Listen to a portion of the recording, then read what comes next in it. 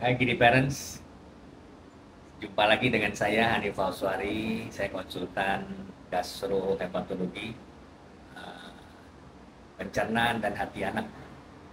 Saya mau share kali ini dengan mengenai eosinophilic esophagitis atau nama lainnya adalah esophagitis yang dominan eosinofilnya. Eosinofil adalah sel darah putih jenis tertentu yang biasanya berwarna merah.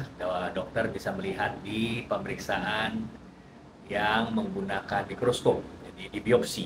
Ya. Nah, anak-anak dengan eosinophilic esophagitis ini sekarang ini lagi banyak kembali dibicarakan. Sebetulnya penyakitnya sudah lama diketahui, sudah dari 2011 sudah banyak dibicarakan juga, tapi akhir-akhir ini kembali menjadi sorotan karena ada banyak hal yang baru diketahui mengenai penyakit ini. Penyakit ini biasanya bisa mengenai anak dari bayi sampai dewasa, dan gejala anak yang dengan esophagitis ini kalau pada bayi dia bisa mengalami gangguan makan, ya, feeding disorder, ada gangguan makan. Orang tua akan mengeluh anaknya atau bayinya tidak mau makan, sulit makan. Pada anak yang lebih besar, dia akan bisa timbul dengan gangguan menelan, dan kadang-kadang sakit perut, ya, kira-kira seperempatnya bisa dengan gangguan menelan, seperempatnya lagi dan gangguan sakit perut. Pada anak yang lebih besar dan dewasa, yang umum adalah bisa terjadi pada saat makan dia tercekat, jadi kesedap, makanan nyangkut, ya, food infection pada esophagus atau saluran makanan yang bagian atas. Nah, pada keadaan ini kita mulai memikirkan untuk kejadian yang disebut eosinophilic esophagitis. Nah, ada predileksi, ada kemungkinan pada anak-anak laki-laki lebih besar daripada anak perempuan. Perbandingannya 3:1. Jadi kalau ada anak laki-laki, kemungkinan besar bisa mengalami penyakit ini. Juga diketahui bahwa ada gen yang berpengaruh, karena itu bisa terjadi ada satu keluarga yang mengalami eosinophilic esophagitis, pada anak lain bisa juga terjadi hal yang sama. Bagaimana dokter bisa mengetahui penyakit ini? Biasanya dokter akan melakukan pemeriksaan endoskopi bila dicurigai kelainan seperti ini. Oh, ada satu lagi yang penting pada esophagitis ini, juga menonjol soal alergi. Jadi pada anak-anak ini juga biasanya terdapat atopik, ya, dermatis atopik maupun asma atau rinitis alergi yang mungkin bisa berhubungan dengan eosinophilic esophagitis.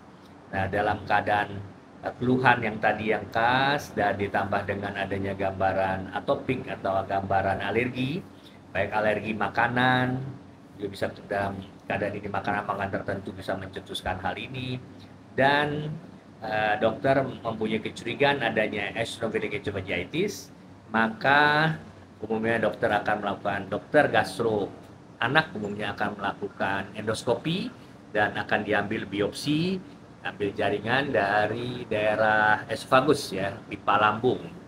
Nah, dokter kemudian mengirim pemeriksaan biopsi ini kepada dokter patologi anatomi yang bisa menentukan apakah benar ini adalah eosinophilic esophagitis, ya.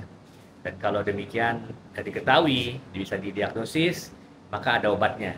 Nah, anak-anak ini bisa diobati dengan obat-obat yang relatif mudah kalau kita tahu penyakitnya benar demikian.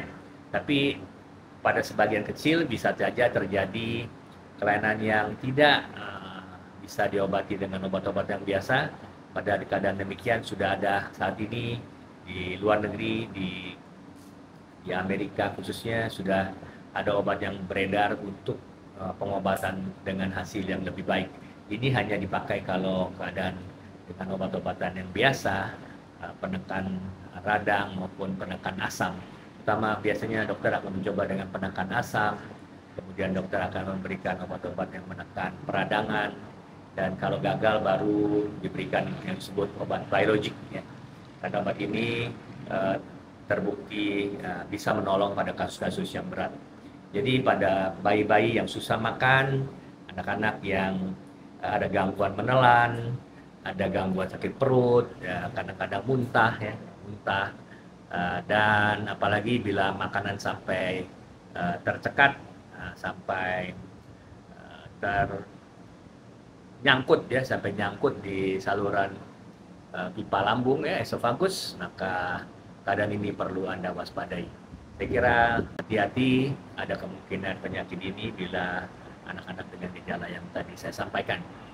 Baik, sampai ketemu di lain waktu. Bila bermanfaat, tolong share video ini, jangan lupa subscribe dan tekan tombol lonceng agar Anda bisa mengikuti sharing saya berikutnya. Sampai jumpa.